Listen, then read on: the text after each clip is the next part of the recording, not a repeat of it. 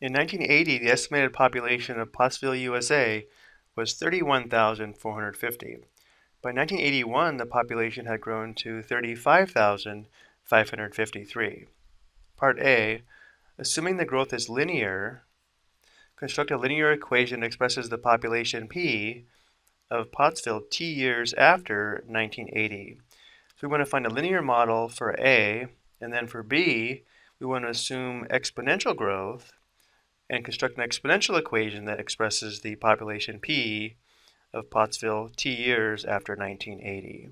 Notice in both cases the base year is 1980, which means for a model, T equals 0 represents 1980 and T equals 1 represents 1981.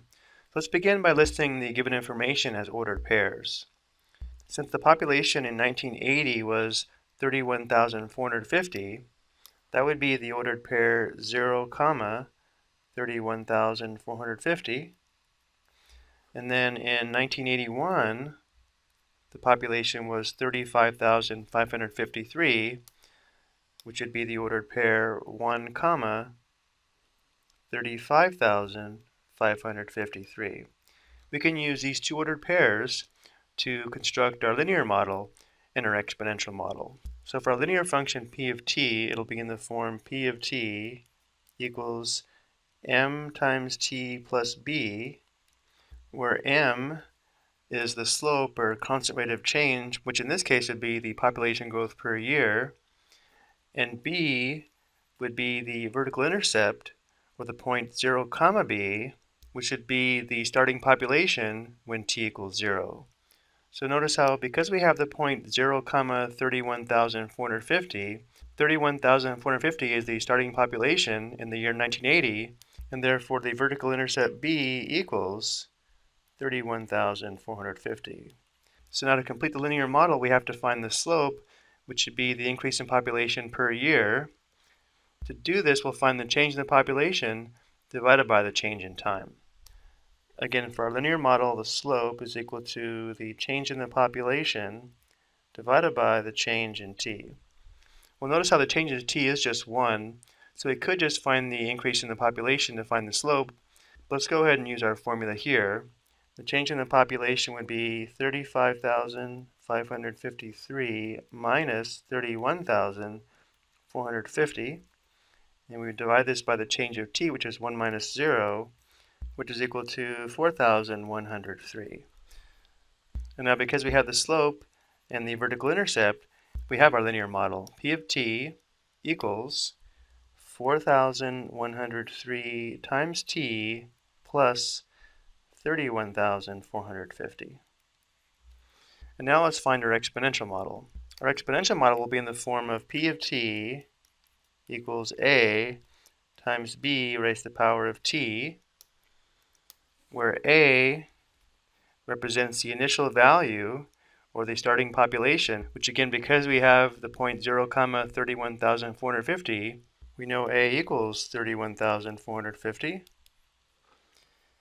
And the base b would be the growth factor, or 1 plus the annual growth rate. There's a couple ways we can find b. One way would be to recognize that we know that p of t equals a, which we now know is 31,450, times b raised to the power of t. And then using the second point, we could substitute 1 for t and 35,553 for p of t, and then solve for b. Let's go ahead and do that, and then we'll talk about a second method. So if we substitute 35,553 for p of t, we'd have 35,553 equals, then if we substitute 1 for t on the right side, we just have 31,450 times b, and if we divide, we know the value of b. Notice how because the exponent here is 1, we don't have to use radicals in order to solve for b. b is just the quotient of these two populations, which is true because we have the population for 2 consecutive years. If we have the population for 2 consecutive years, for exponential growth, we can always find the growth factor, or the base b, by taking the population of the later year and dividing by the population from the year before.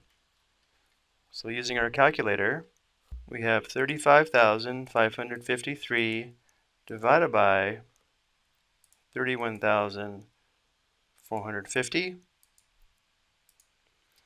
We're asked to round to 2 decimal places, so we'll assume that B is 1.13.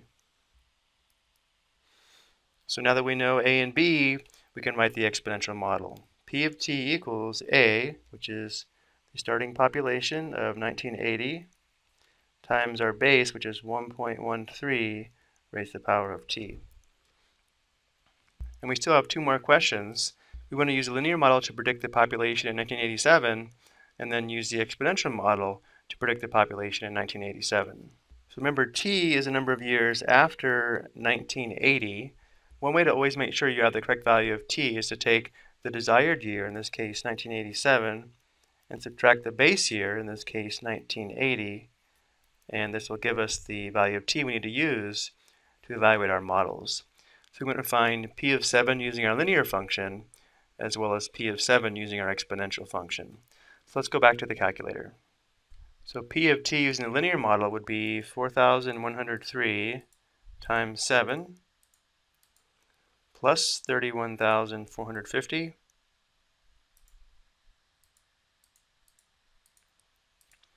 So the predicted population using the linear model would be 60,171. So we'll say if the population of Pottsville is growing at a linear rate, the population in the year 1987 will be approximately 60,171 people. Now to make our prediction using the exponential model, P of 7 would be 31,450 times 1.13 raised to the power of 7. Rounding to the nearest whole number, nearest person, our prediction would be approximately 73,989 people. So we say if the population of Pottsville is growing at an exponential rate, the population in the year 1987 will be approximately 73,989 people. I hope you found this helpful.